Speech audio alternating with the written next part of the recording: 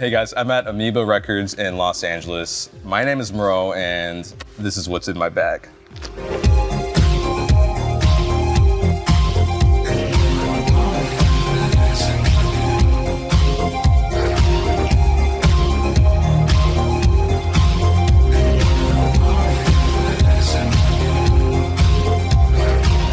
So the first thing I picked is Trust's Performance.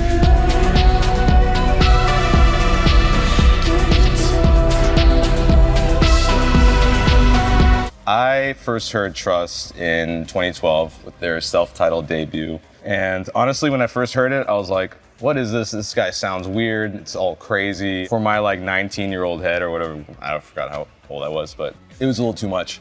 And then I just kept listening to it and I just fell in love with it. At some point, I just couldn't listen to anything else. I probably went like a whole year only listening to that record. And it was around the same time I was just like starting to write music, learning producing. It left a huge impression on me back then.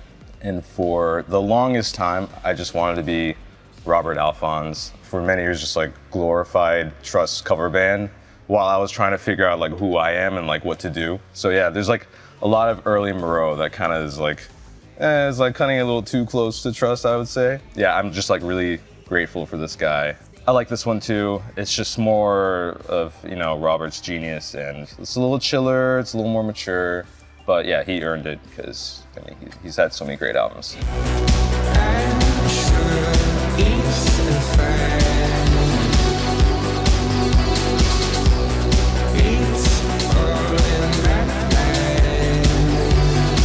Next thing I picked was Justice's Cross album.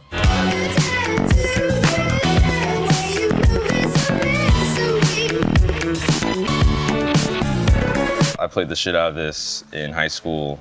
Between this and Daft Punk, it's probably what like kind of got me into French electro. It kind of opened my world up to Ed Banger Records, which I was just obsessed with in like the 2010s, early 2010s, late 2000s. The reason why my name is Mareux is because I wanted to like fit in and have like a fake French name, and I was like, yeah, this is the first step to getting signed to Ed Banger Records. You know, you gotta be French, whatever. Yeah, super silly, but I was just so obsessed with Ed Banger Records, all their artists, Mr. Oiseau.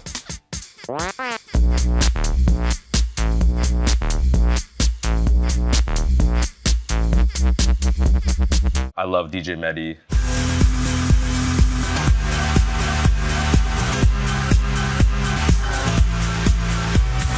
This record is another no skip, just crazy production. They're the ones who kind of taught me to throw distortion on synths and like on bass and get just like this crunchy, like nice, satisfying sound. If you want to learn how to make music, just like listen to this and I don't know, pick some stuff up, I guess. Is there something about French electronic that is different than American electronic? There's just so many talented French producers, especially from that era. My biggest hero of all time is Thomas Bangalter from Daft Punk. He's just a total genius. I don't know what they do. I think they just have like this groove within them that's like unique to them maybe. And maybe it's just like a touch of just being European. I don't know, maybe it's because they just smoke cigarettes and like they're like chilled out. I don't know what they do, but you know, they do a good job. So there's that one.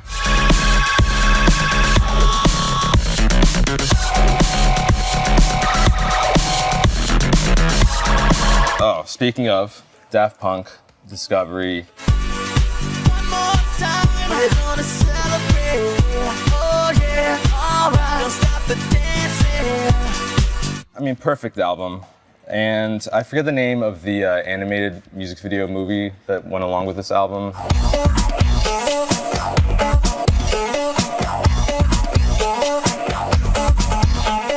Yeah, Daft Punk fans should know about it. I saw it recently in LA at a theater. Again, bad memory, don't remember what theater it was. It was just so loud.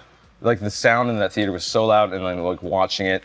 By the time it got to Verdi's Quo, I was just like bawling, crying. And I was just like having like my little like moment where it was all like coming together.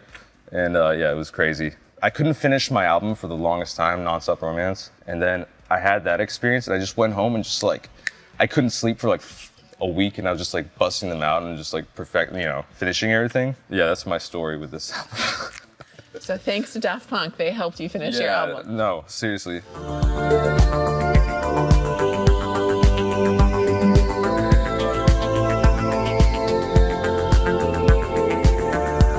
So another album, no skips once again. I will surprise you sometime.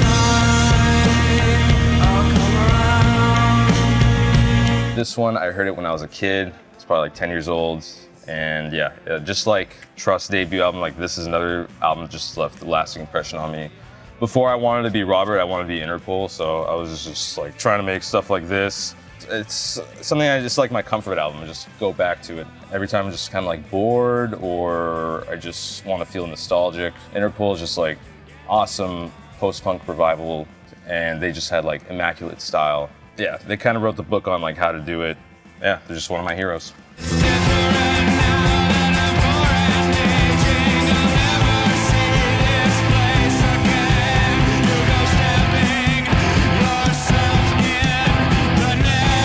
I guess this is probably the only like newer album that I picked.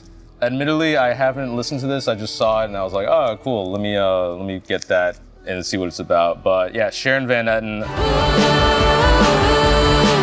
you find it's just a dream, always gets to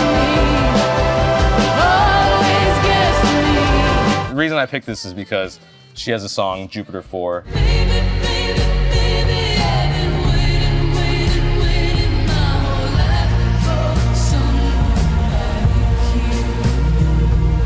When I heard it, it was like at a weird crossroads point in my life. I was in a master's program to do physician assistant studies, so I was trying to be a physician assistant for like the longest time. Before that, I was like an EMT, I was a medical assistant. This was all happening when The Perfect Girl was blowing up.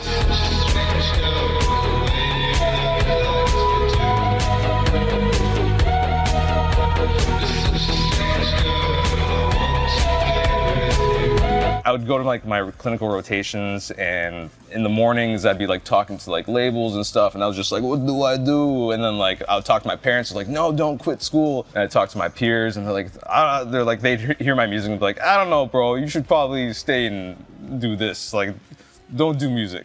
I was in a car with this doctor. I was doing like homeless outreach and like medical services. And we were like in this SUV with like a couple other guys, just like a paramedic and like a firefighter.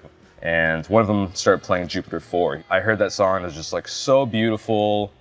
And it's just like a perfect love song. And like there's like this swelling moment in the song that like leads you to like the cathartic release and everything. And it was just so lovely. And I felt so inspired that I decided to just quit medicine and just do music full time. So yeah, shout out Sharon. If you ever want to work on anything, let me know. Don't you try to save me. Tell me I'll be finding what I like. I got Blood Orange's Coastal Grooves.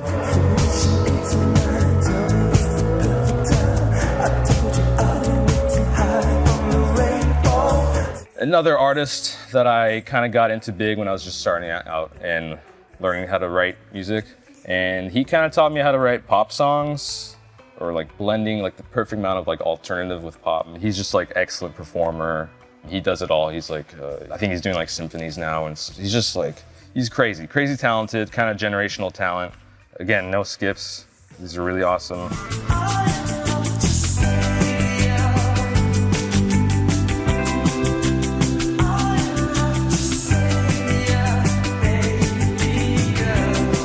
So of course, I had to pay homage and pick out Kiss Me, Kiss Me, Kiss Me by The Cure. Show me how you do that trick. The one that makes me scream, she said. This album has The Perfect Girl. The original Perfect Girl is on this one. Strange girl, I want to be with you. Yeah, another great legendary band. And The Perfect Girl, I was just making that beat. The story about that beat is so messed up because it started off, I was trying to make like an album of like classic like Middle Eastern like remixes. So I wrote the melody to The Perfect Girl on top of another song by this, I think she's Lebanese. Her name is Fairuz. So I wrote the melody, the famous melody on that song. Then I took out like the Fairuz parts, and I started like adding more elements. I started adding like the drums and the bass and whatever. And then like I had this like complete song that like sounded cool, but I just like didn't know what to write. I just went on like A to Z lyrics, if you guys know what that is, online. And I just like was like, oh, The Cure. I clicked on this album, clicked on The Perfect Girl, because I thought like, oh, that's kind of a cool title, whatever. And then I just started like singing lyrics on top of it. So it's messed up. It's not the way most covers should be done or are done. It just happened to be the way it went. So yeah, I did that, and then that's how I got my version of The Perfect Girl. And it worked for you. And somehow it worked in the end. Yeah, I think that's the last thing I have in my bag. Thanks so much for watching. Thanks for having me here. It's our absolute pleasure. Yeah. Thank you for coming in today. Yeah, thank you.